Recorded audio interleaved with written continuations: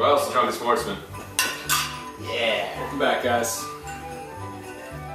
we're talking about hot stove Red Sox first here today, but as per usual, before we get on that, we'll talk about the liquor we're drinking, which is Jim Beam Distiller Series, aged 7 years. The long-awaited bourbon episode from my dad. Why don't you go show this to our YouTube viewers over there? Perfect. Yeah. Beautiful. It's a very attractive bottle. It felt good. I felt kind of like Vanna White or something. Show Parker's Beauties. Yeah. You look like her too. Just kidding. Well, kind of. The male version. Yeah. So anyway, it's an attractive bottle. I guess this is Jim Beam's kind of like more select, more aged version, and it's probably not. I guess it's in honor of their distillers that they've had over the years. It's got James Beam, Jeremiah Beam, and Booker No, and blah blah blah. So, I love the Booker No edition. Yes. Bourbons. I always look for those. Yes. No, this is pretty good. I enjoy it. Yeah. It's smooth. It's a nice finish. Right. Smoky afterbirth. You know? Smoky afterbirth. No, I do. I like it too. It's got a nice taste to it.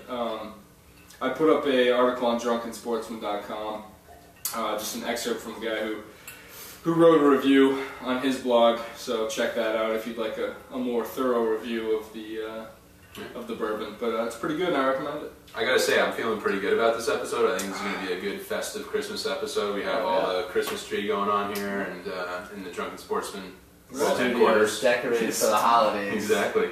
I think this is going to be a no-holds-barred Christmas episode. Right, and it'll be up on YouTube too, I think, if it doesn't turn into a disaster like the first one we filmed.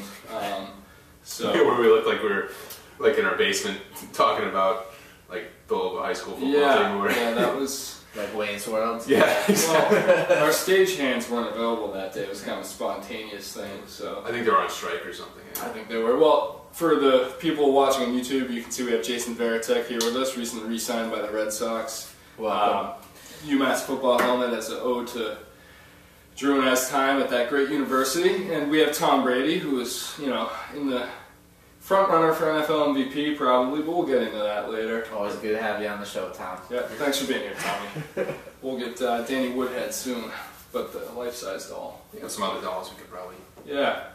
Oh, we get all kinds of dolls. We can bring Rudolph in, maybe. Yes. Rudolph decoration over there. He's actually, I don't know if that's Rudolph though, because his nose is not red. The wood one out there. Oh, the wood one. Yeah, there's that. We'll let him be. We probably have enough dolls on the set. He's playing his reindeer games over there. Anyway, let's do some hot stove. MLB hot stove. Really picked up. I feel like early this year. I feel like last year not much got done before Christmas time, and this year everybody's signing in the last couple of days. It's been pretty exciting. And I think the Red Sox fans have been pretty excited about the guys they've signed. Carl Crawford yesterday. Yeah, huge. And they traded for Adrian Gonzalez. Huge signing. That's a big one. Trading. I always get Carl Everett and Carl Crawford confused. Carl Everett. Yeah, they are... Carl Crawford is the one who didn't believe in dinosaurs, right? No, Carl Everett. We'll get Carl to the Everett's coaster the there. one who didn't believe in dinosaurs. I'm not using a coaster. We have fine furniture here on the Drunken It's Sportsman. forbidden in the Yes. studio. Anyway, yeah, Carl Crawford, Adrian Gonzalez. Yes. Gonzalez. Yes. And I think As Red your, Sox Hispanic heritage coming out there. I think Red Sox fans are alright with losing Victor Martinez and Adrian Beltre right now, bringing in those two guys. Yeah. Corey actually, my coworker and friend Corey, was not happy with Hefe's shot of the week of the Red Sox for letting Victor Martinez go. He thought that was a little misguided, which I know where he's coming from. I think. Well, fill me in here. Why was he unhappy with that? Just because he thought the Tigers gave Victor Martinez tons of money, and he just, he's an older player, and all that. He just thought it wasn't that vital. There's better bats, which the Red Sox have gone out and gotten. So. Yeah, I think Adrian Gonzalez is going to have a great year in Fenway. He's a lefty hitter with some power, and you got the short porch in right field. They said he's a great opposite field hitter, bounce balls off the monster. In San Diego, some statistician figured out that 12 of the balls he would have hit that were outs in San Diego would have been homers in Fenway. So he's probably going to be looking close to 40 homers, maybe even more. I think he's going to be a great player for them. And the same with Carl Crawford. I think you'll even see some more power out of him. He had 19 home runs last year, and he's a lefty as well. Be able to hit some more homers at Fenway with short right field, steal some bases, and it'll be interesting to see if they do end up keeping Ellsbury, how they put those two guys at the top of the lineup, or maybe they put Carl Crawford at the top and Ellsbury in the 9 hole, so when they come back around, they'll have two speedy guys on the base paths. Should be exciting. So Ellsbury is a threat to move on? Well, Ellsbury, after last year with the injury, I think a lot of his teammates were a little bothered by the way he chose to rehab away from the team. Yeah. So I think before he creates a greater divide in the locker room, there's been some talk that they might look to trade him, kind of like they did with Nomar back in the day when everyone's like, oh, he just kind of does his own thing. So we'll see what happens. But they have Mike Cameron still, so he can play center field if they need. There's some talk this week, which I think is probably done with the signing of Carl Crawford, about Carlos Beltran from the Mets, that they might be willing to trade Daisuke for him or Ellsbury, depending on how much the Mets were willing to pay of Beltran's like $20 million contract. But with Crawford signing, I see no need for the Red Sox to bring in an aging outfielder like Beltran when they have Cameron, who's a lot cheaper and better defensively at this point. You know who else was a bad teammate? Was that Shea Hillenbrand? Yeah. And they just cut him loose.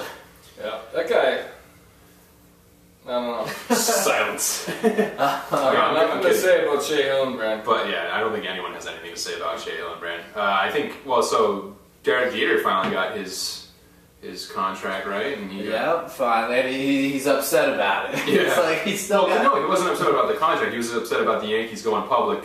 Right, with the negotiation kind process. of taking the wood to him, you know? But, you know, he's the one who kind of held up the process in a way because he wanted... Well, him and his agent you should be able to consider as one, I would think. And, you know, he was trying to say he deserved more money. And it's like, well, we talked about it last week or whatever. Your stats are this. You know, this is what you get on the open market. How much are you willing to pay, you know, for that Yankee Magic, supposedly, or whatever. And, you know, no matter what he got, it seemed like he was going to be disappointed because he wasn't making A-Rod money, you know. But, no. So was his contract that they worked out with the Yankees, was that like ridiculously over market, or was that just? Well, he probably got about $5 to $7 million more per year than he would have on the open market. I think it ended up being like a 3-year, $51 million contract with a option year for a 4th year that can make it worth between $57 and $65 million. Yeah. So that's kind of on par what we placed it at. You know, 4 years, $60 million, somewhere in that range. What was he originally asking? He wanted like a 6-year deal at $25 a year, so that was pretty outrageous for him. That's more money than Crawford's getting, I believe, right? Well, Crawford's going to get 7 years, 20.29 a year or something. You just have these numbers at your fingertips. Well, I read about it. Accessing the data banks. But the thing about the Carl Crawford deal that's interesting is that the Red Sox were willing to go to 7 years because typically in the past, and this is one of the things, the reasons they gave for not re-signing like Johnny Damon, Pedro Martinez, they're like, oh, we're not going past 3 or 4 years. And now you've seen with some of the guys, they've gone to 5 years, I think with the Pedroia and the Euclid deal last year, and now they're going to 7 with Carl Crawford.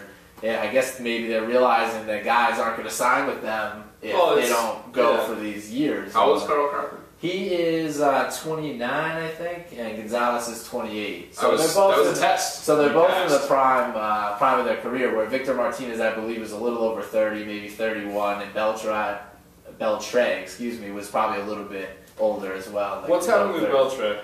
I haven't really heard too much about where I heard he wants to stay in Boston. Well, I think the door is closed for him in Boston now. Euclid is going to 3rd, Adrian Gonzalez at 1st, and Ortiz at DH. Because he's a guy who he proved he could play in Boston. You know, a lot of guys can't. Some guys come here and they just do like Renteria, and there's other examples, I'm sure. Well, a lot of the belief with Beltre, I keep getting him and Beltran mixed up. Beltre was that, he came to the Red Sox, had a resurgent year, much like Mike Lowell did when he came to the Red Sox, and the belief is, those guys were able to bounce the ball off the monster for doubles all day long. But Beltre Beltre played great defense. Yeah, he has amazing plays. And there was a part of the year he started off pretty slow. But in summertime, he was carrying the Red Sox at one point, especially with a lot of the injuries they had last year. And he seemed to fit in well with the chemistry there. Though, granted, part of that was Victor Martinez, and he left. So. Right, so he's going to get his money somewhere. I wouldn't be surprised to see maybe Anaheim jump in on him now that they lost out on Carl Crawford, which ESPN had two sources saying, oh, Carl Crawford is good as going to the Angels, and then you wake up in the morning and it's like Carl Crawford signed with the Red Sox. It just goes to, I mean, you see this all the time, like the Randy Moss trade, and so many, the biggest stories just break out and nobody ever talks about them before they happen. Yeah. All the rumors usually end up making things not happen, it seems like. So. Yeah. And then we still have the biggest guy out there, Cliff Lee, who... That's actually interesting because the Nationals sound like they actually want to make a move for him. Oh, that'd be fantastic. Yeah, because they got... Jason Worth. Yeah, which apparently wasn't such a great trade, or not a trade, but a signing. Well, I liken them, if it seems like all of a sudden the Nationals are like spending all this money, willing to make a splash, and for years the Nationals have been the bottom of the NL East, had like a $40 million payroll, weren't willing to do anything. But they drafted Strasburg a couple years ago, despite him hurting his arm. This year they took Bryce Harper, the top hitter in the draft, and they're hoping that he's going to make something for himself. And they have Ryan Zimmerman, the third baseman. So they signed Jason Worth to a 7-year deal, and they're looking at maybe offering Cliff Lee a 7-year deal. It seems like they're kind of like the Mets were back in like 2004, I think, when they signed Carlos Beltran and Pedro Martinez. They kind of grossly overpaid for those guys just to change the culture of the team and tell free agents, we're looking to turn around. Let's bring in some star quality players. Didn't really turn them around though, did it? No, not for the Mets, unfortunately. Omar Minaya ran that train right into the ground. But nice stadium though, that's working out for them. Well, they got the new stadium. Yep. Shea Bay? No, but I mean... Shea Bay, yeah. Hopefully he can do a little bit better than like 8 homers he had last year. Former Red Sox outfielder and Canadian. Current Canadian. Yeah, you have to point out that he's a Canadian. Well, Drew, I think it bears mentioning. Yeah? Yeah, I mean, you're from our brother from the north. I didn't think you were like that, Bill, but alright. Well, these Canadians can't catch a break. This poor guy's well, up there. Let me put on my glasses so I can get serious about it. With the Nationals, I was kind of surprised with the Jason Worth deal because I believe he's 31 as well. They let someone else go, though. Right, they didn't re-sign Adam Dunn, who's around the same age. That guy. He can play first base or he can White play Sox signed him, left field, right field. Right, he signed with the White Sox for a 4-year deal. I'm not sure what the money is on that. But he wanted to stay in Washington, and not many players want to play in Washington. Right. And he was willing to sign a 4-year deal, and they said no, and they went with Jason Worth. That money was, I think it was upwards of 100. I don't know if they cracked 100. It was big, though, the Adam Dunn money. Yeah, I know it's a 4-year deal, I'm not sure. And then they re-signed Paul Konerko as well, so one will play first base, and I guess one's just get a DH. So that's a lot of power. I mean, it'd be really cool if they signed Cliff Lee. Like, if somehow, because the Yankees had their eye on him, obviously. Right, well, the thinking was that the Yankees were only willing to go to 6 years. Pitchers, it's tough. The pitchers that have signed 7-year deals are Kevin Brown, Barry Zito, I think there might be one other, and they've all had injury problems. Mike Hampton, I believe. So a lot of teams don't want to go to 7 years on a pitcher. And Cliff Lee's 31. It's hard to predict what's going to happen 7 years from now. And it's not like he's a super power pitcher. He's more a control pitcher, off-speed stuff, gets you.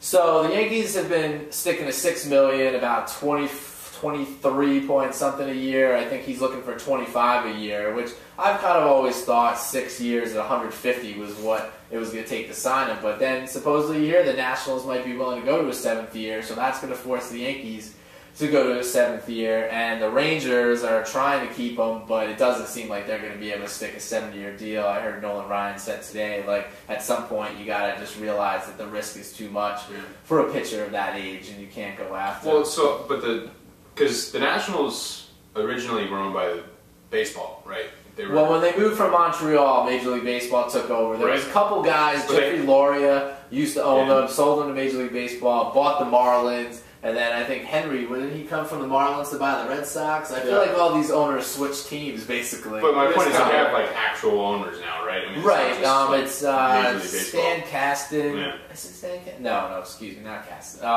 Ted Leonis, I think, who owns the Capitals and the Wizards, owns part of them. And then there's one other owner that's a big like real estate mogul. I think someone made the point. It's like they built that stadium in Anacostia there, and like they have all that land around there, and they need to have a good team to actually like develop that area.